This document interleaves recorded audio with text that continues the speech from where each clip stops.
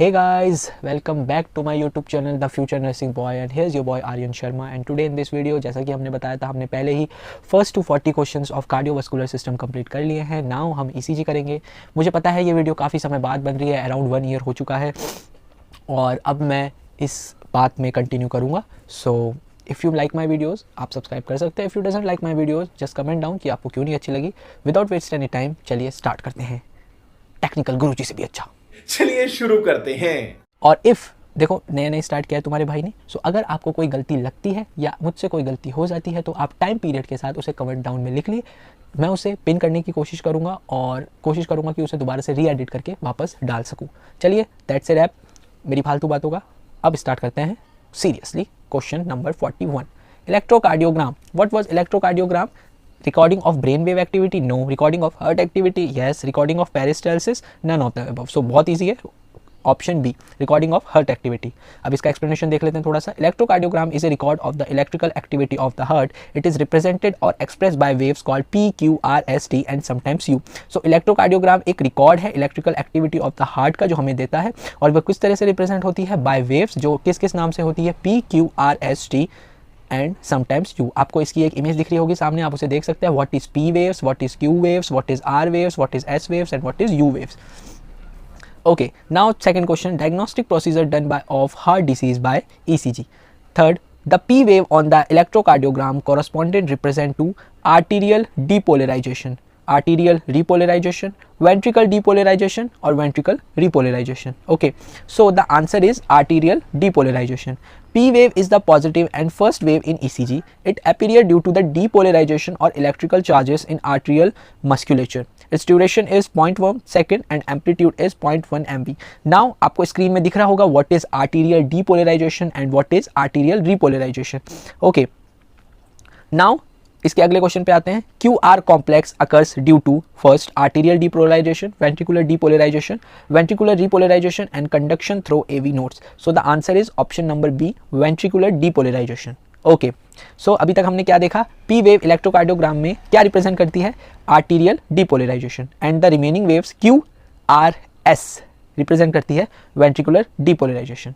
Okay, now we move on our next question that is, पहले इसका explanation देख लेते हैं।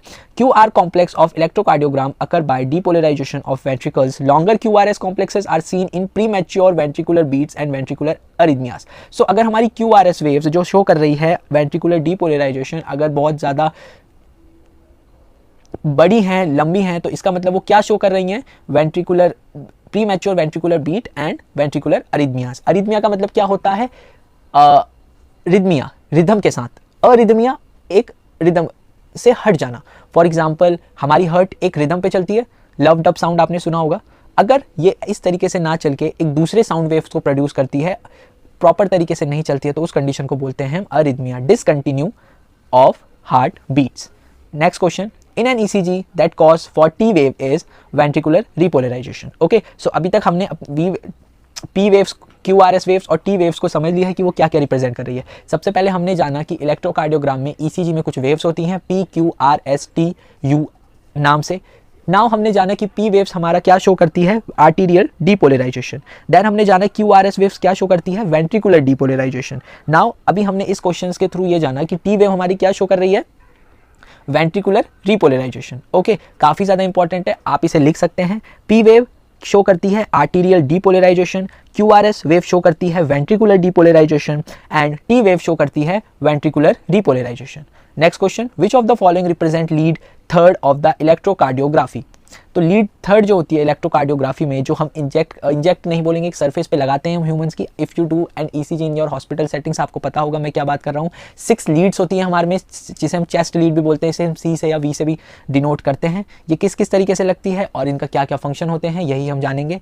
और 4 होती है इसमें हैंड लीड्स, जिसमें आपकी 2 हैंड में लगती है और 2 लेग्स में लगती हैं। Okay, so question is which of the following represent lead third of the electrocardiography? तो क्या शो करती है third lead? Left leg to left arm. अब इसका एक्सप्लेनेशन देखते हैं। Bipolar limb lead means any lead that consist of one electrode at one body side and another at different side. Bipolar limb lead called standard limb lead. There are 3 bipolar limb lead, limb lead 1, limb lead 2, limb lead 3। So bipolar limb lead क्या होती है? जो एक electrode side पर present होती है और उसकी अपोजिट साइड पे दूसरी प्रेजेंट होती है उसकी अपोजिट वाली। और ऐसे ही हमारी 3 होती हैं, कौन कौन सी? लिम्ब लीड फर्स्ट, जो शो करती है positive terminal to left hand and negative terminal to right hand.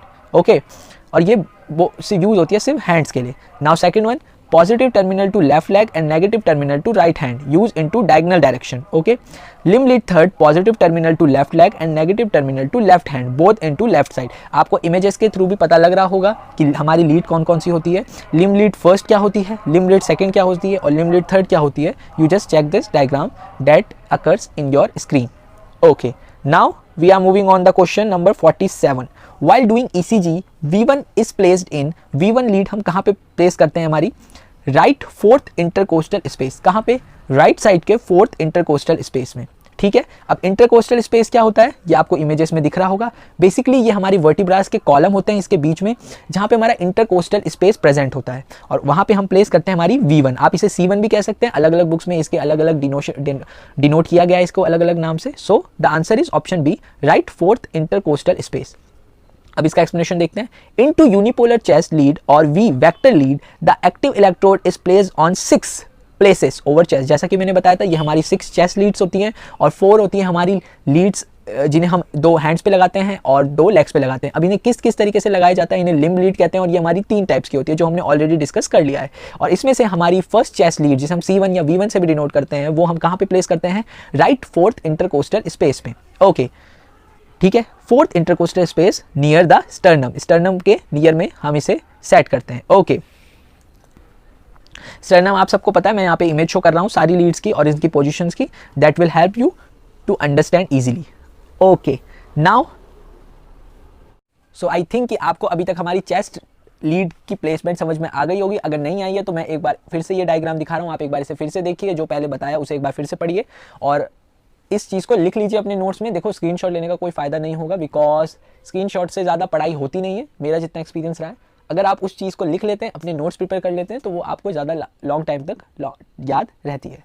ठीक है, तो अब हम आते हैं इसके नेक्स्ट क्वेश्चन पे, that is our 48 question. The 12 lead ECG is used to diagnose. हमारी 12 लीड ECG कहाँ पे यूज होती है डायग्नोस करने के लिए? क्या? Option first, डिसरिथमिया and conduction abnormalities, chambers enlargement and injury, myocardial ischaemia and conduction abnormalities, pulmonary oedema and heart failure. So the answer is option A के अंदर हमारे कौन से पार्ट हैं? A, B, C 3 option right हैं। B के अंदर B, C, D यानी कि ये ऑप्शन राइट हैं और C और D आप देख सकते हैं। आंसर हमारा A है, A, B, C। A में क्या है? हमारा डिसरिथमिया और कंडक्शन एबनॉर्मेलिटीज को चेक करने के लिए 12 लीड ECG होती है, यस। चैम्बर इनलार्जमेंट इन इंजरी के लिए भी 12 लीड ECG होती है, yes. Myocardial ischaemia and conduction abnormalities के लिए भी ECG 12 lead ECG होती है, yes. Okay, so the answer is option A. ECG gives important information concerning the spread of electricity to the different parts of the heart and is used to diagnose rhythm and conduction disturbances, myocardial infarction or ischemia and chambers enlargement. Okay, now question arises from blood pressure. I wish आपको ये video अच्छी लगी होगी। आज थोड़ी छोटी video बना रहे हैं बट नेक्स्ट टाइम हम कोशिश करेंगे कि इससे बड़ी वीडियो बनाएं और वीडियोस अब कंटिन्यू आने वाली है, सो आप वीडियोस को रेगुलरली वॉच कर सकते हैं। That's it guys. If you new to my channel then please subscribe my YouTube channel and also click the bell icon to get my latest videos time to time. Thank you for watching this video.